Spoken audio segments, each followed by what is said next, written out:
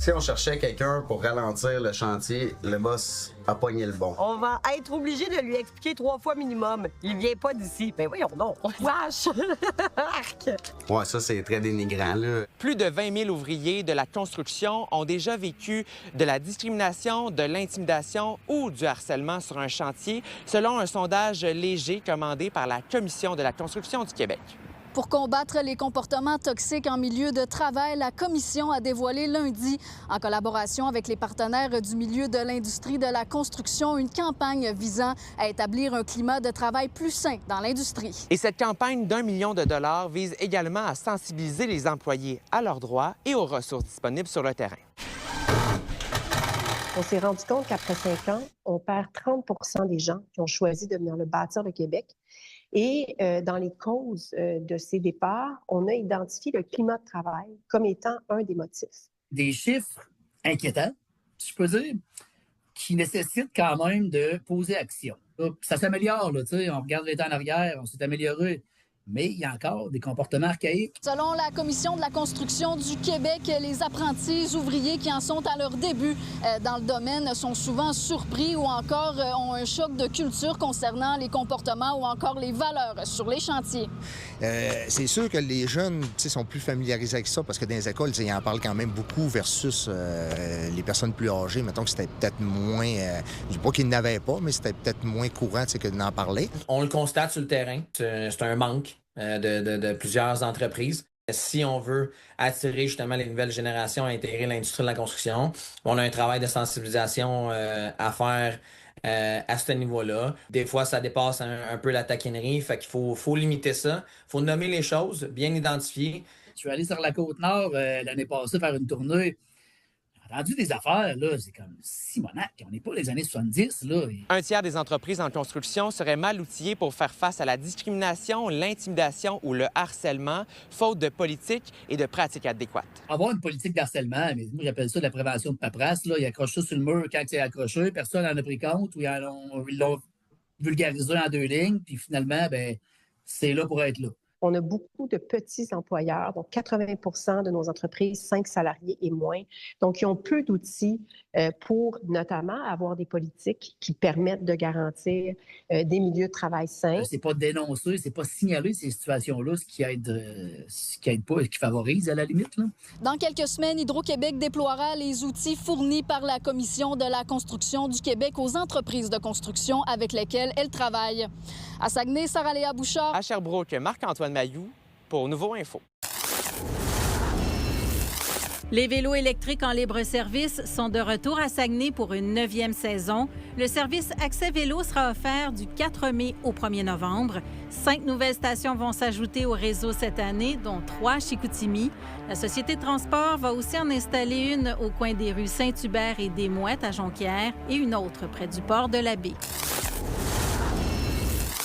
Nathan Lecomte envoie dans le caveau, tir à la but! Quelle passe de Nathan Lecomte et Émile Guité! C'est l'égalité 1-1 dans la série opposant les Saguenayens aux Huskies de Rouyn-Noranda. Après une défaite vendredi de 3-1 contre les Huskies, la troupe de Yannick Jean rebondit avec une victoire convaincante de 5-2 pour créer l'égalité dans cette 3e ronde. Il faut le mentionner, c'était une première défaite pour les Sags dans ces séries éliminatoires de 2026. Le premier match, là, c'est pas compliqué. Lucas Beckman nous a prouvé une chose, que c'est un être humain. Il a été très hasardeux sur une sortie, ça a mal viré, ça donne un but aux Huskies et ça a peut-être changé un peu l'allure du match. Et à ce moment-là, on a senti les Sags plus nerveux. Mais moi, je n'étais pas inquiet après le premier match parce que les Sags ont manqué d'opportunisme, clairement. Il y a eu plusieurs séquences où il y avait un joueur à l'embouchure du filet qui avait le filet presque 2 heures devant lui, a manqué son tir. Et le match de samedi, c'est pas compliqué, c'est la 3e période. Les Sags ont sorti comme des lions enragés. C'est une équipe qui nous a donné quand même du fil à retordre. On savait que ça allait être un match intense. Puis que ça va tout être des matchs intenses là, au cours de la série. Puis je pense que notre mentalité ne change pas par rapport aux autres matchs qu'on a eu, mettons, dans des séries précédentes. On va s'en aller là avec la même mentalité qu'on a depuis le début. La série se transporte maintenant vers Rouyn-Noranda, vers la plus petite patinoire du circuit, une adaptation pour les Saguenay de Chicoutimi. On le sait, c'est une patinoire qui est plus petite. Puis, nous, on a une glace olympique chez nous. Fait c'est sûr que c'est un petit ajustement. Puis il y a un petit côté qu'il va falloir, comme je t'ai dit, s'ajuster. Mais sinon, on va pas grand-chose qu'on va changer à part, comme je te dis, des petits ajustements par rapport à la grandeur de la glace. Mais j'avais mis les sacs en 5. Je suis encore confortable avec ça malgré tout, malgré qu'on soit déjà en sol Abitibien pour les 2 prochains matchs. Là. Les Sags qui ont déjà quitté Chicoutimi pour affronter les Huskies à Rouyn-Noranda tenteront de prendre les devants dans cette série mardi et mercredi prochain. À Saguenay, Étienne Ouellette pour Nouveau Info. Encore une fois, le ministère de l'Environnement, de la lutte contre les changements climatiques, de la faune et des parcs effectue une vaste campagne de vaccination contre la rage du raton laveur. Elle se fera simultanément dans 55 municipalités, dont 40 en Montérégie et une quinzaine en Estrie. C'est 206 000 appos-vaccinaux qui vont être distribués sur un territoire d'environ 2500 km². Notre campagne de printemps, en fait, ce qu'il faut préciser, c'est qu'elle permet de vacciner les ratons laveurs adultes. Les jeunes de l'année ne sont pas encore nés. Puis près de la population de ratons laveurs est composée d'à peu près 50 de jeunes de l'année. Donc, le territoire qu'on vise au printemps est relativement plus restreint par rapport à ce qu'on va faire plus tard dans la saison, là, au mois d'août, quand les jeunes vont être assez grands. La rage gagne du terrain. 26 cas sont rapportés depuis janvier dernier. La zone de surveillance s'agrandit avec 21 municipalités supplémentaires, dont certaines au centre du Québec. En Estrie, ce sont quand même 16 municipalités qui sont retirées de la liste parce que le ministère considère que le risque d'y trouver des cas de rage du raton laveur y est maintenant faible. Donc, dans ce territoire-là, ce qu'on veut, en fait, c'est détecter la progression de la rage sur le territoire. Donc, c'est un territoire qui est plus grand et c'est dans ce territoire-là où on a fait des ajustements en enlevant des municipalités à l'est de l'Estrie où il y avait une menace il y a quelques années par rapport à des cas aux États-Unis. Ça, c'est résorbé. Et sinon, on ajoute des municipalités en Montérégie, en Estrie et même 3 au centre du Québec, là, ce qui est une nouveauté.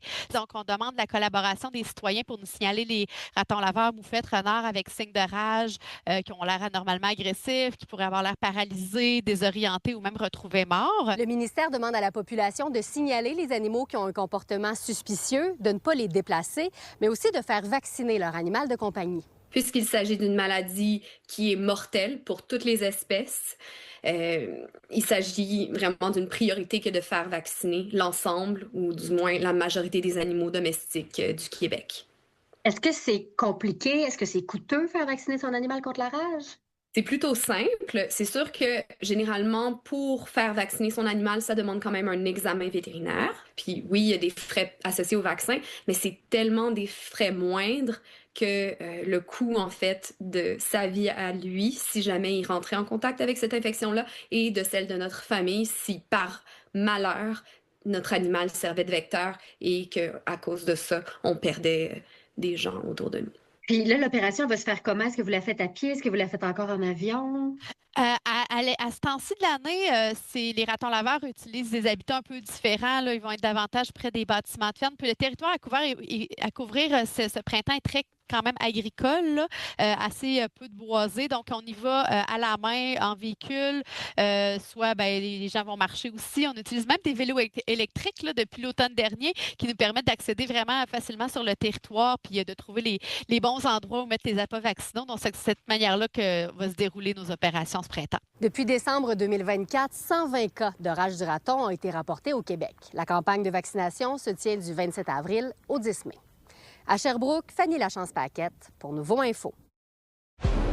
Vous êtes nos yeux et nos oreilles sur le terrain. N'hésitez pas à nous écrire si quelque chose vous fait réagir ou si vous voulez nous raconter votre histoire à saguenay@commercialnouveau.info.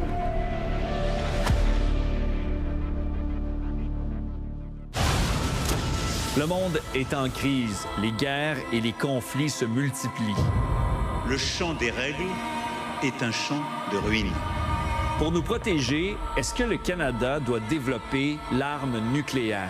Je pense qu'on pourrait avoir ces discussions. La meilleure protection contre le pire scénario, c'est de s'y préparer. Comme outil de dissuasion ultime face aux menaces étrangères. Tout a changé. Il faut prendre ça beaucoup plus au sérieux qu'auparavant. Tu me tapes dessus, je te tape dessus. Mais le Canada a-t-il vraiment la capacité de la fabriquer? On a accès à l'uranium, on a l'expertise. La participation de forces alliées à nos activités nucléaires. Ou d'accueillir sur son territoire les armes nucléaires de ses alliés. Est-ce que la France serait prête à sacrifier Paris pour Ottawa? Il faut arrêter de jouer avec la vie de tout le monde. L'arme nucléaire pour le Canada, une bonne idée ou de la pure folie?